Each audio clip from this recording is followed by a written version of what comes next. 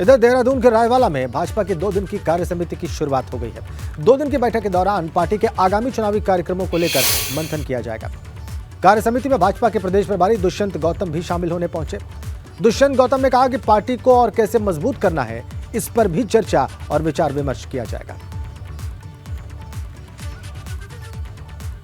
प्रदेश कार्यकारिणी की बैठक एक रूटीन बैठक होती है।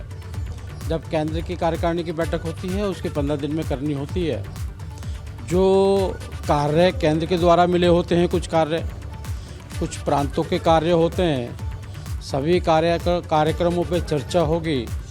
पुराने जो कार्यकारिणी हुई थी उसके प्रस्ताव पर समीक्षा होगी, वो पास होगा और नए की ओर हम बढ़ेंगे।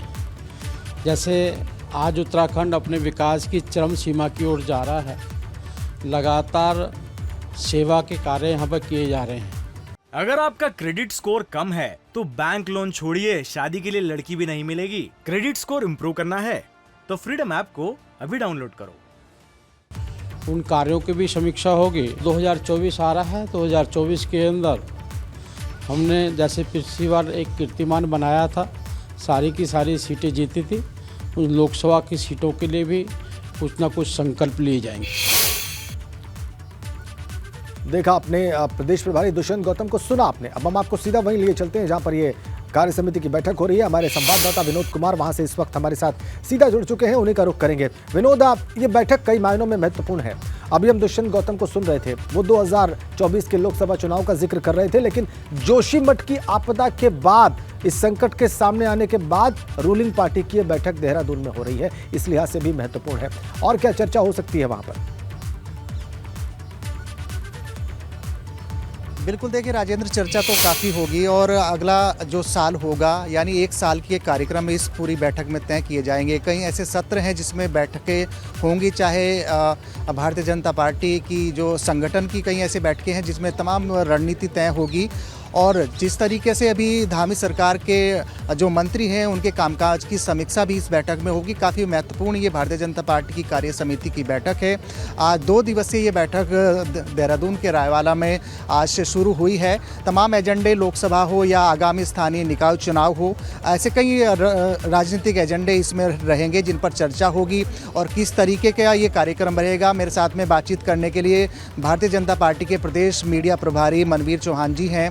किस तरीके के एजेंडे इस बैठक में चौहान जी रहेंगे, क्योंकि जोशीमठ आपदा के बाद में एक बड़ी बैठक कार्य समिति की हो रही है, क्या क्या मुख्य एजेंडे हैं? देखिए, हमारे जो राष्ट्रीय कार्य समिति की बैठक 2 दिवसीय बैठक दिल्ली में संपन्न हुई, उसके बाद हमारे भारतीय जनता पार्टी की सभी प्रदेशों में 2 दिवसीय प्रदेश कार्य समिति की बैठकें भी होना सुनिश्चित हुई है। इसी के तहत हमारी जो केंद्र की जो हमारी जो बैठक हुई, उस बैठक में जो प्रस्ताव पारित किए गए उनको यहाँ पर प्रदेश के द्वारा उसको मंडल स्तर तक उसको पहुँचाने का जो काम होगा, उस जो संदेश ऊपर हमारे केंद्रीय नेतृत्व का होगा उसको पहुँचाने के लिए प्रदेश कार्य समिति की बैठक आयोजित की गई है। इसके साथ ही हमारे जो ये 2 दिवसीय बैठक है, आज हमारे पहले दिन प्रदेश पदाधिकारियों की बैठक होना सुनिश्चित है। इस बैठक में हमारे जो पहले दिन प्रदेश के पदाधिकारी हैं वो बैठेंगे और प्रदेश कार्य समिति की जो बैठक है उसका एजेंडा वो आगे तय करने वाले हैं। और इसी प्रकार से कल हमारी 10 बजे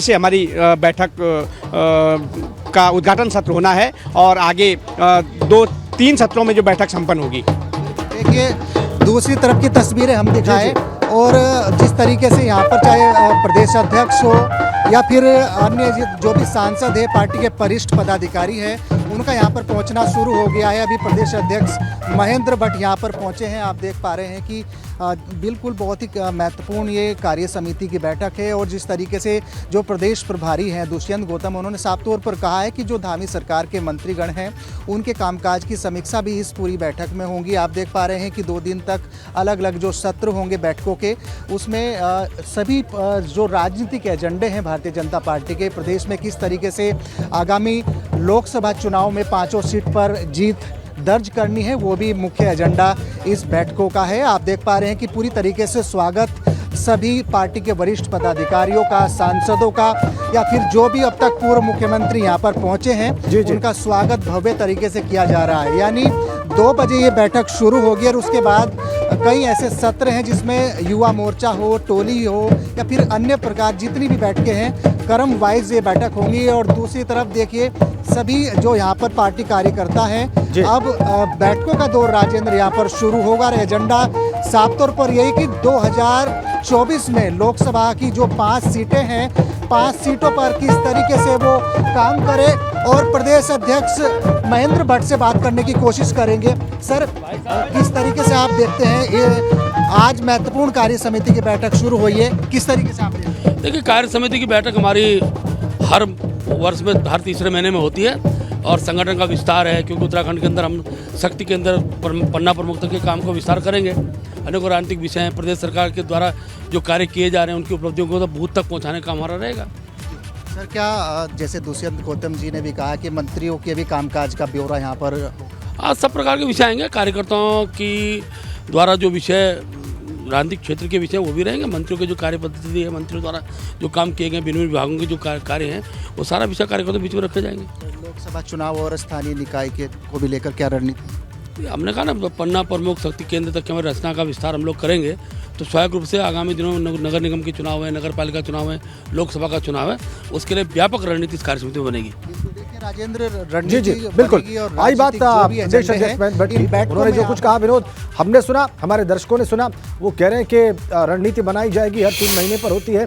अगर आपका क्रेडिट स्कोर कम है तो बैंक लोन छोड़िए, शादी के लिए लड़की भी नहीं मिलेगी। क्रेडिट स्कोर इम्प्रूव करना है तो फ्रीडम ऐप को अभी डाउनलोड करो।